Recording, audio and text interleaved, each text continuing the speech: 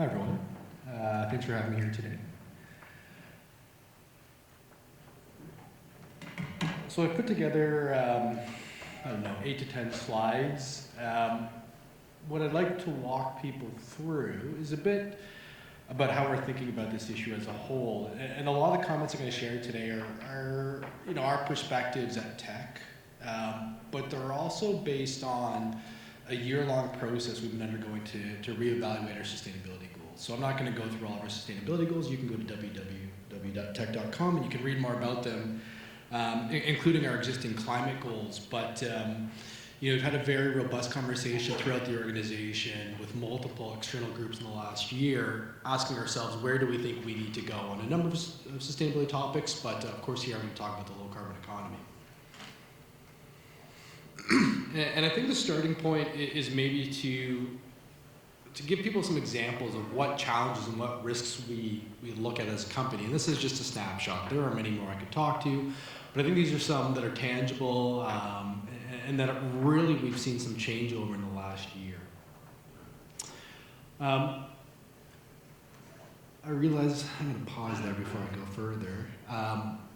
We're based in Vancouver, and a lot of times the workshops I participate are out west, and people are a lot more familiar with Tech. I appreciate that maybe not everybody here knows who Tech is, and if you don't know who we are, when I go through these, it may not make as much sense.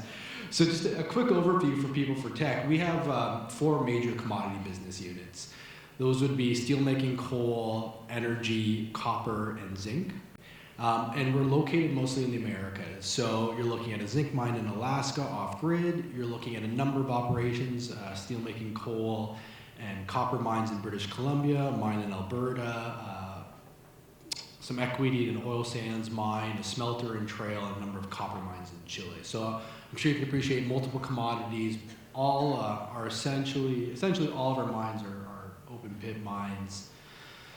So with that context, it'll explain a bit more of why I'm focused on some of these things.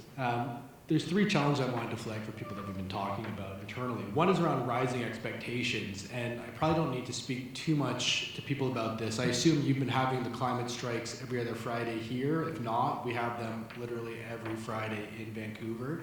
It is very clear what society expects for companies to do and what we should be doing around our emissions. And within our industry, we're also seeing our peers make these commitments. So I missed the first panel this morning, but I'm sure people haven't brought them all up already, or we don't hear them throughout the conference the next 2 days. Just go look at what BHP is doing, Rio Tinto is doing, Vale, Anglo. Look at our customers. For us, people like ArcelorMittal. You'll find no shortage of goals that are focused on net zero operational emissions. And a lot of those have come out in the last year. I expect that's just going to be the status quo in the next couple of years. So we see where all of our peers are going. The second part here is lots of regulatory action in this domain. And anyone who's familiar with Tech, who's heard me present on this issue before, historically, I've talked a lot about carbon taxes. We've had the carbon tax in British Columbia for a decade. We're paying over $50 million a year on it. We've got a lot of cost exposure on this, lots of familiarity with how taxes work. Lots of conversation actually in the country right now around how these work. But from a mining perspective, I think there's 2 other areas that people are maybe not paying as much attention to. And one of them would be around actual emissions restrictions. So you could have things like oil sands emissions limits in Alberta. So you've got a hard cap on the amount of emissions that industry can produce, but you're also seeing cases start to emerge where permit conditions may actually say you have a limit to the amount of emissions you can emit. And if they're starting to come out now, I think the question is, are those going to be more common and what will those levels be at? And I think for us, that's a much more go or no-go type of restriction versus a tax which impacts your competitiveness, but in cases you may be able to pay that tax and continue to operate. The last piece is examples of permit rejections. And I like to be fairly formal in these presentations, but I'll make a little, what I find funny, joke. I, for years, especially when we look at carbon pricing, Tech, one of our major competitors is Australia. And I'm fascinated by Australian politics because, prime ministers basically just get shot out of their role because of their views on carbon taxes. And so I always see Australia as a somewhat lagging country, fairly or unfairly. But what's fascinating to me is earlier this year, I don't know how many people have been following this, there was a mine application that was actually rejected. It was a met coal mine based on the grounds of the emissions from the mine and the product it's producing. And so in my mind, I take a country like Australia, which I have visited, I love, but I unfairly characterize potentially as a climate laggard. And I see a country like that has rejected a mine application. So if it can happen there, I kind of go, well, where else could this happen? Things that we thought we had certainty over in terms of permitting in the past may be changing going forward. So you have cases like this where you start to present risk to your organization. You have to try and figure out how you're going to manage that. The last piece, and I should probably move on to more slides, is increasing investor pressure. And I mean, many colleagues here in the mining community, I don't know how much your investors are asking you about this, and this is why it's important that you understand a bit of Teck's portfolio, having steelmaking coal and having oil sands in our portfolio. I was just saying to Adrian earlier, the frequency with which investors, lenders, anybody thinking about financing our organization are coming to us and asking about climate change is growing. It's been incredibly frequent over the last year. And the sophistication with how they're analyzing these risks is increasing pretty dramatically. And what I'm showing here, and the way I characterize this, is a couple of years ago, we would receive questions, and I was never really sure what an investor was going to do with that information. I just thought some of the questions they would ask us were odd. And I think what's happened is they've started to understand carbon exposure a lot better. They've started to understand how you rank risk amongst these companies. And so what you see there is a graph from a report that came out last year, taking a number of mining companies and taking their portfolio of commodities and ranking them on an emissions intensity per ton of copper equivalent. So you're normalizing across the different portfolios. And in this report, they're using this to say to investors, look, if you've got someone on the left-hand side of that graph that's got high carbon exposure, what happens if carbon taxes come in place? And it gives you a full sensitivity around what that can mean for your organization. Now, Teck wasn't in that report, but I've sort of shown where we would stand on a ton of copper equivalent today to the far right. So I should move on, but I just wanted to give people, these are some of the examples of things that we're seeing come to us from regulators, from investors, from communities, from our people in our own company. And they're impacting on how we're thinking about managing climate change issues going forward. We do have a fairly robust strategy around this. There's 4 pillars we speak to. I'm not going to speak to each one of these pillars today, but to summarize them, the first one is about our portfolio. How are we managing which commodities we're mining? This includes looking at different scenarios going forward. You know, what happens if the world goes towards a 1.5 degree trajectory? What does that mean for copper, zinc? What does that mean for steelmaking coal? What does that mean for oil? And so that's part of our strategy overall, is what commodities and how are we weighting our commodities in our portfolio. The second piece, which I'm going to speak to primarily today, is about reducing the carbon footprint of our operations. The third pillar would be around engaging and supporting appropriate carbon pricing policies. And the fourth piece, sometimes I think is undervalued or people just, I think we get so caught up on the discussion on carbon taxes and mitigation.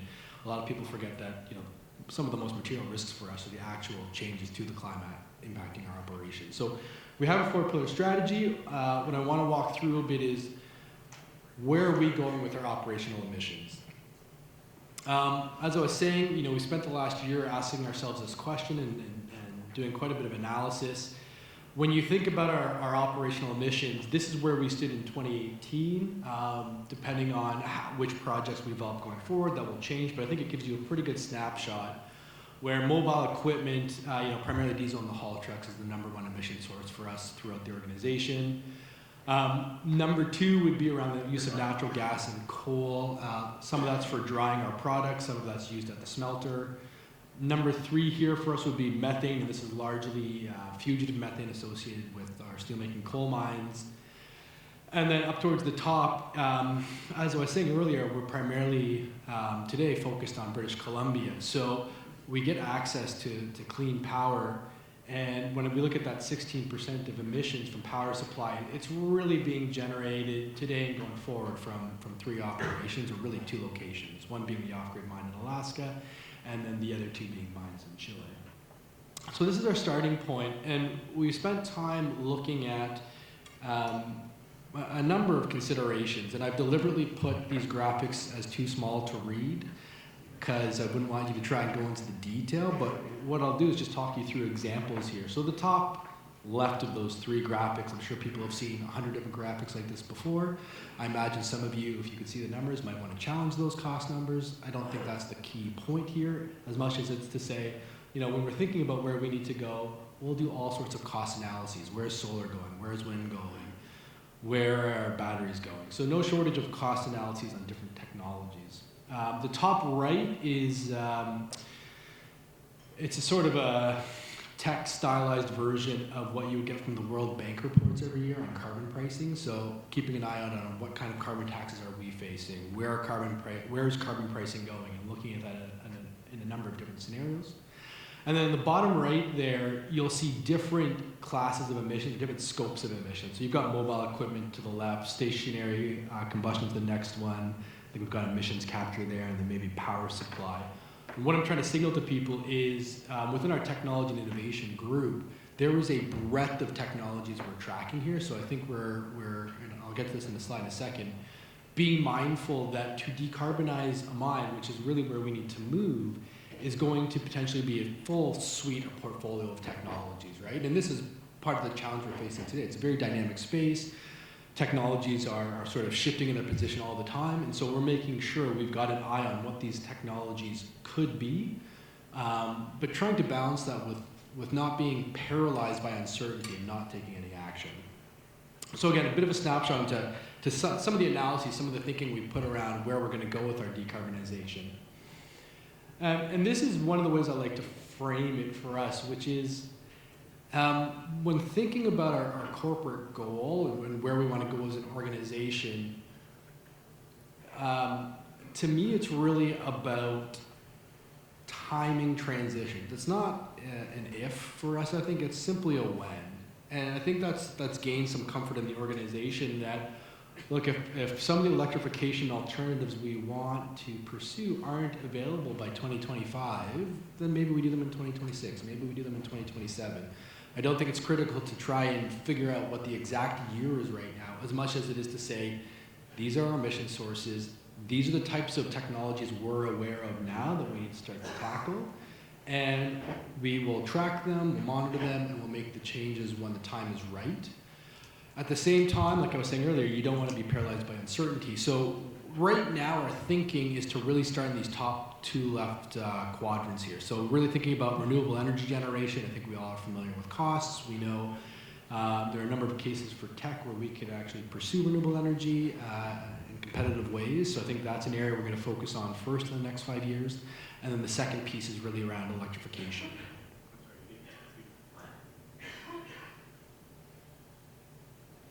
So speaking to electrification, we really want to start to take some action here. And you'd love it if we had a 240-ton haul truck that was fully battery electric and inexpensive out there today. They're not. But we recognize that, and so we want to start down this journey anyway. So the first step we took, beyond equipment we already have that's electric, is to look at new technologies, new vehicles, and start to learn more about what it will mean to electrify our operations, from the equipment to the charging infrastructure. But also I think the important part of our story is around change management and culture. So just, I think this was a month ago, we got 2 battery electric buses, and these are simply shuttling employees from the local, one of the towns close to the mine site, up to the mine site. Next year, I think we're getting a couple more battery electric buses like this for the pit as well. But this was, the message I'm trying to share with people here is really this was about culture for us and saying, look, we want to really start to adopt this. We want to get our employees exposed to what it means to change from vehicles we've all used historically to new, not necessarily new vehicles, but new technologies in those vehicles. What's it like to sit in a battery electric bus? Is it quiet? What does that mean for ergonomics? And then when we want to make that switch into our fleets, it's probably going to be a lot easier if people have familiarity with, oh, actually, you know what? I really like taking the battery electric bus in the morning because I can actually sleep a lot better on my trip to the site. Right? So there's a whole change management piece here, and it's a lot about culture. That said, the battery electric bus, as amazing as it is, isn't going to wipe out that full set of emissions I showed people earlier. So of course, we're going to look at a number of technologies, and we're already, we're looking at different classes of vehicles we're tracking. Where do we think we can get pilots in place? When do we think they'll be commercially available? And one of the other questions we're asking ourselves is, how can we accelerate this? So a lot of discussion earlier on OEMs. I don't know how familiar people are with this, but the International Council of Mining and Metals has a full engagement throughout the membership with OEMs to try and accelerate these technologies. Teck is also a member in the Canadian Oil Sands Innovation Alliance, COSIA. And a lot of this is about getting money out there to try and accelerate these technologies, start to pilot them, start to get familiar with them, and accelerate this as much as we can. So like I said, the bus is the starting point for us, but this is part of a broader plan to really think about how do we tackle our most material emission source.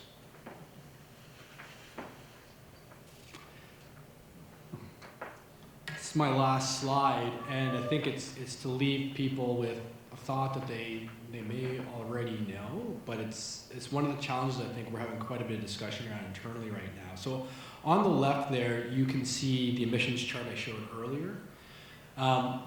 On the right, though, is actually where the majority of our energy consumption comes from in the organization, right? And you see a pretty large increase in power supply, again, because we've had access to low-carbon power. But a third of our energy consumption actually comes from electricity already. You see roughly a third of it from mobile equipment.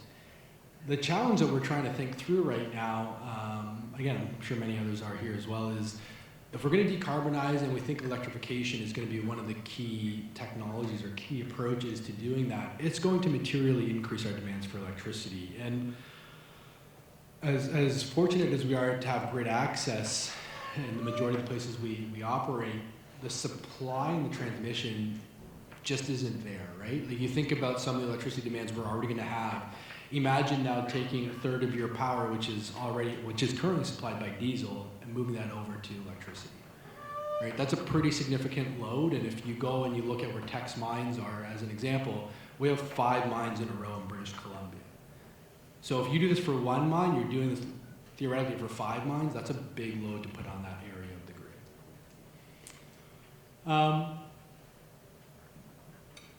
When I first did this slide, I thought that's a really depressing way to end the presentation. So I threw in the bottom right to try and come up with, this is how we're thinking about, how do we actually tackle this issue going forward?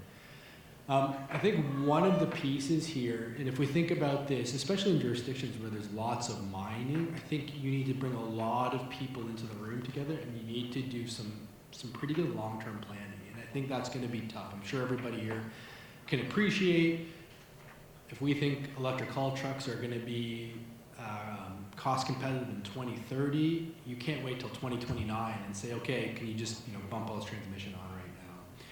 So there needs to be some good collaboration with governments, with power suppliers, with industry, and I think the hardest part of that conversation, just being honest, is going to be people around the table looking at each other to say, well, who's going to move first? Who's going to help de-risk this first, right?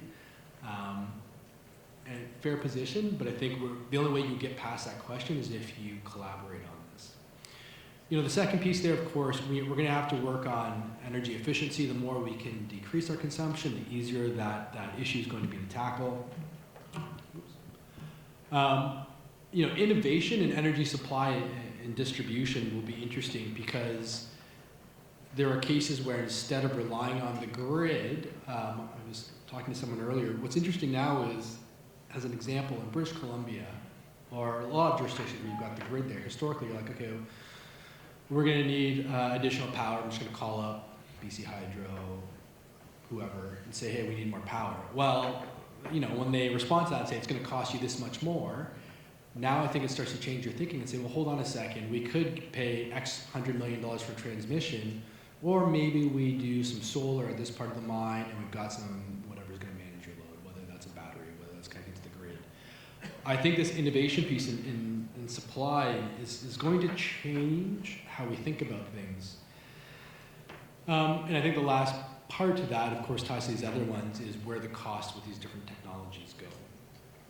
I think I'm probably getting close to time, but this is probably, to be honest with people, I think this is the number one question I ask myself, and a number of us internally are asking ourselves, we think there's huge opportunity, especially in a country like Canada. We've got low carbon power. Electrification just makes so much sense. I think everyone's on board with that, but actually getting you from, especially in our case where you've got a lot of brownfield operations and expansions, how are we actually going to get that power there in a cost competitive way as those technologies emerge? So I'll leave it there. And I guess, do we have time for questions, or are we going to the panel?